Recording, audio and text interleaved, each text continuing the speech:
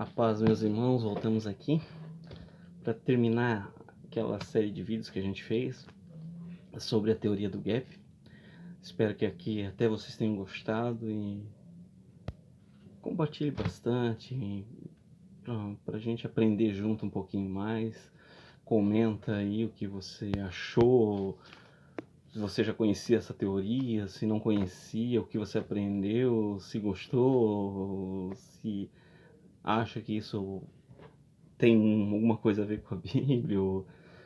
Estamos acompanhando, vendo essa teoria, acompanhando a Bíblia, e tem bastante coisas que dá pra gente ver que dá pra tirar, vamos dizer assim, né? Vamos tirar aquilo que é bom pra gente. Vamos continuar então. A gente já viu sobre o começo ali, na outra aula, sobre a terra mineral, onde Lúcifer estava, que ele era o sacerdote e tal. Então, a gente vai começar um pouquinho aqui pra frente e continuar da onde a gente parou, que a terra era habitada por esses anjos, né? A gente continua lendo versículo 16 de Isaías, capítulo 28, tá? Que diz assim, ó: na multiplicação do teu comércio se encheu o teu interior de violência, e pecaste, pelo que te lançarei profanado fora do monte de Deus, e te farei perecer. O querubim protetor entre querubim protetor entre pedras afogueadas. Então vejamos, por esse motivo. Qual o motivo? Aqui a Bíblia fala brutalidade e violência. E onde está essa brutalidade e violência?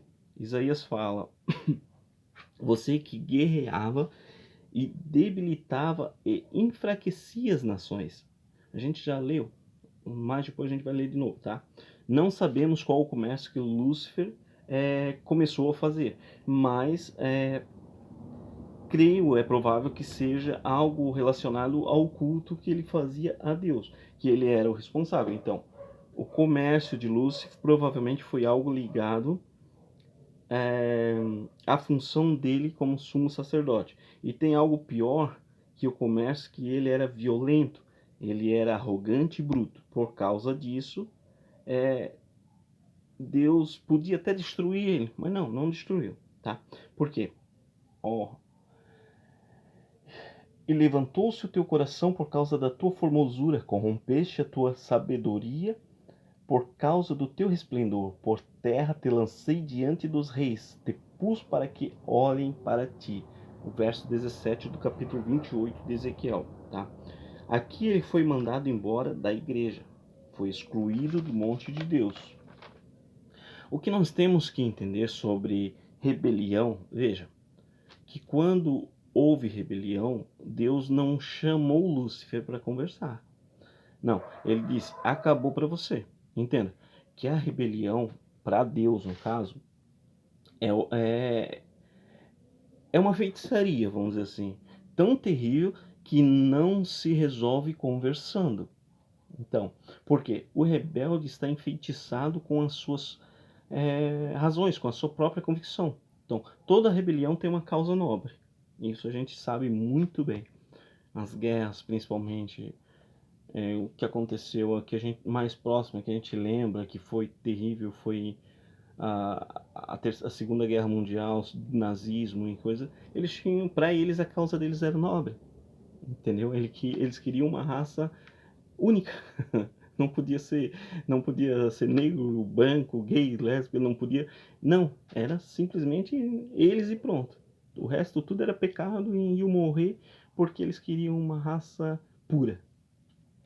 Infelizmente é assim. Então, por que o rebelde está enfeitiçado? Suas razões. A rebelião tem uma causa nobre. Então, como a gente já falou, quando Deus falou a Faraó, ele disse: deixai o meu povo ir. Seria mais fácil, Deus simplesmente podia dizer: ó, eu vou tirar meu povo daí, pronto, não precisava pedir, né?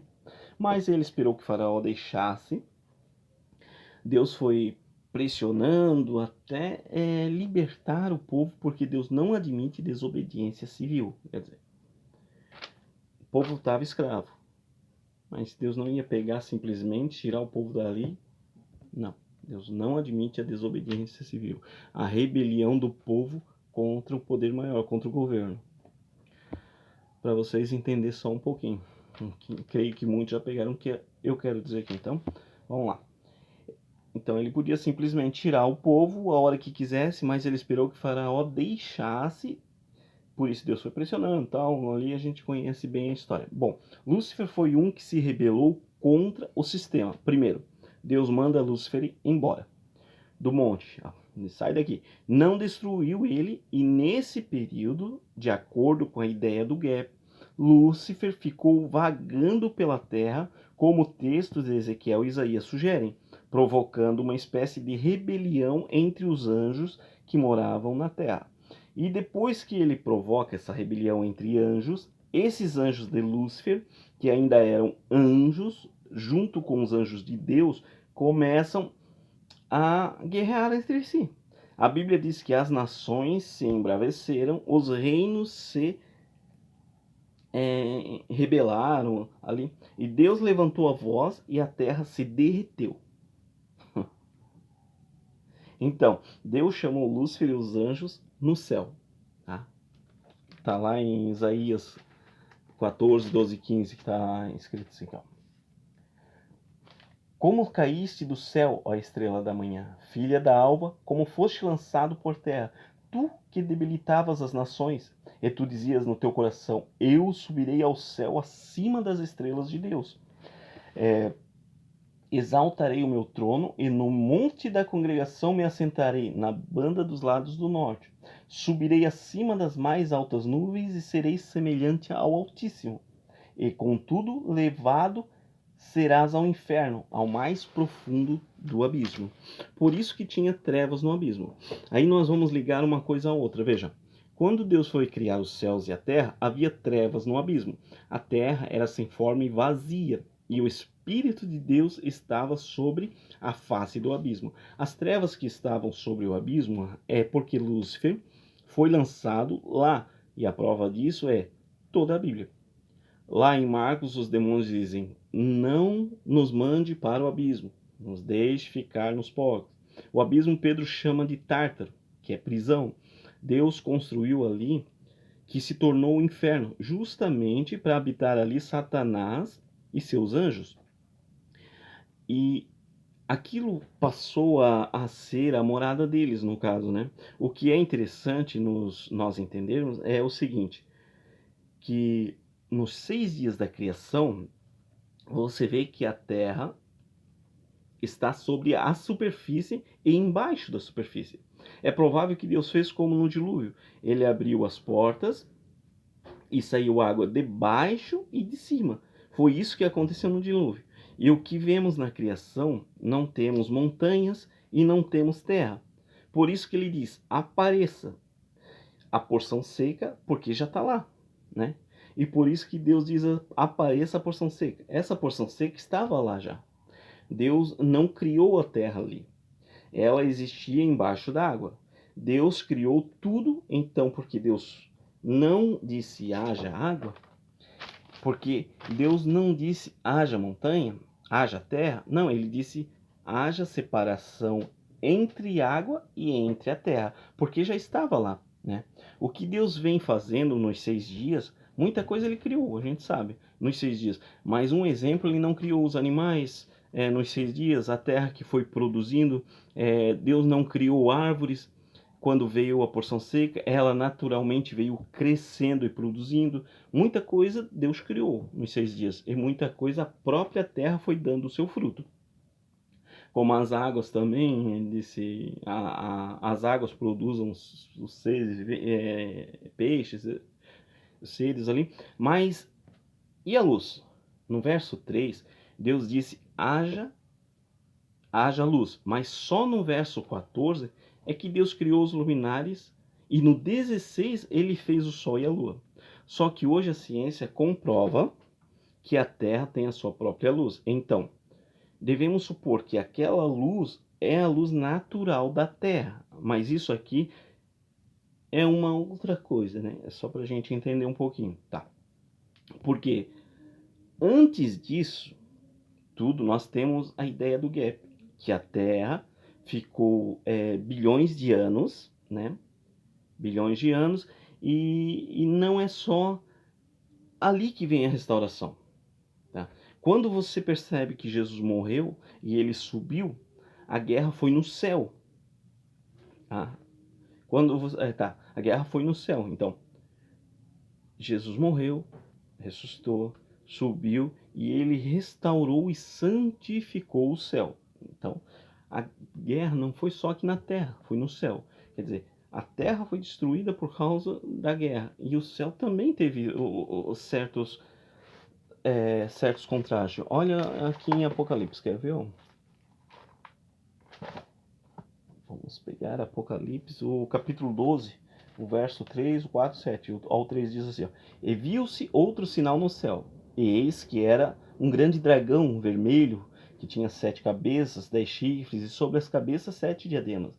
E a sua cauda levou após si a terça parte das estrelas do céu, e lançou-as sobre a terra. E o dragão parou diante da mulher que havia dado à luz, para que, dando ela a luz, lhe tragasse o filho. Ao verso 7. E houve batalha no céu. Miguel e os seus anjos batalhavam contra o dragão, e batalhavam o dragão e os seus anjos.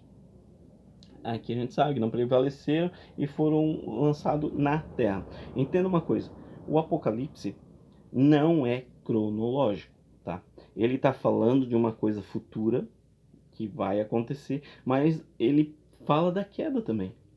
Aqui a gente dá para entender muito bem que ele fala da queda, que a gente tem a Bíblia toda e em muitos detalhes já estão bem claros. Então, o que vemos essa guerra houve no céu. Miguel lutou contra Satanás e venceu. Por isso Jesus santificou o céu também, porque houve a guerra no céu, uma profanação, mas também houve a guerra na terra, né? A palavra devastada e vazia que a gente lê no começo é colocado, se eu não me engano, em hebraico ou grego, que é tohu bohu. Uma coisa assim, que é devastada e vazia. Devastada é um jeito, vazia é outro. Fica bem interessante, a gente pode até estudar mais para frente alguma coisa assim. Bom, ou é isso, ou a queda de Lúcifer se deu depois da criação. Se a queda de Lúcifer se deu antes da criação, e por isso temos o abismo e trevas sobre o abismo, nós temos a sustentação do intervalo, ou do gap. Aí a ciência confirma a Bíblia, porque no carbono 14, vocês conhecem esse teste que é feito para datar a idade de certas coisas, tá? A Terra tem bilhões de anos. Na ideia bíblica, ela tem 6, 7, 8 mil anos, mais ou menos. No carbono 14, bilhões de anos. Aí, mais uma vez, a ciência confirma as escrituras. A ciência, ela nunca vai bater de frente com a Bíblia. Tá? A Terra tem bilhões de anos, talvez, mas ela foi restaurada a partir do verso 2. Então, essa é a teoria do gap. É mais um resumo, alguma coisa que eu estudei. Eu creio que vocês vão comentar bastante e mais detalhes aí para a gente aprender junto, né? Mas essa é a teoria do gap que é colocado. Deus criou os céus e a terra, no versículo 1, no caso, né? No versículo 1, criou Deus os céus e a terra, né? E o verso 2, que diz que a terra era sem forma e vazia. Essa é a teoria do gap, no caso, então, né? Deixa eu colocar aqui. Aqui. Verso 1. Criou Deus os céus e a terra. Ponto. Acabou-se. No verso 2. E a terra era sem forma e vazia, e o Espírito de Deus pairava ou andava sobre a face das águas. Quer dizer, do verso 1 para o verso 2 pode ter passado bilhões de anos e a gente só vai saber quando chegar no céu. Espero que tenham gostado dessas 3 aulas que teve aí, uns 3 conversas, vamos dizer assim, não vamos colocar aulas, alguma coisa que eu aprendi e quis passar para vocês. Espero que tenham gostado, espero que comentem bastante aí e curtem, compartilhem e ajudam a gente aí a levar a palavra, a mensagem e aprendermos juntos, que é a melhor coisa que tem, é estar falando de Jesus Cristo. Fiquem com Deus e até o próximo vídeo.